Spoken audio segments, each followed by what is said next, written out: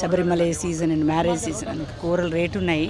But చాలా నాణ్యంగా అయితే లేవు. అంటే పంటలు అలా ఉన్నాయేమో మరి తెలియదు. నాణ్యంగా అయితే లేవు కూరగాయలు. ఫస్ట్ గ్రేడ్ చేసేస్తున్నారుగా, ఫస్ట్ గ్రేడ్ చేసేసి మిగతాయి ఇక్కడ పెడుతున్నారు. మరి తప్పదుగా ఏదో ఒకటి తీసుకుని వెళ్తున్నారు అంతే జనాలు. ఓవరాల్గా ఏంటంటే పర్వాలా, కొంచెం మెయింటెనెన్స్ బాగుంటుంది.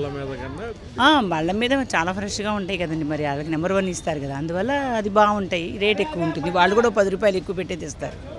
బట్ ఇక్కడ ఏంటంటే కొంచెం షార్టింగ్ చేసేసి ఉంటాయి కాబట్టి ఓకే పర్వాలా. మరి వాళ్ళు కూడా బతకాలి కదా రైతు, అందుకనే అట్లాగే అమ్ముతారు. మనకు కావస్తే మనం తీసుకుంటాం, లేకపోతే బళ్ళ మీదే ఆధారపడతాం. ఓకేనండి. అంటే ఎక్కువ రెగ్యులర్గా వాడే ఐటమ్ ఏంటి, అది రేట్ ఎలా? రెగ్యులర్ బెండకాయ, వంకాయ అవి వాడతాం కానీ పర్వాలేదండి, అవి కొంచెం రేట్లు ఉన్నట్టున్నాయి.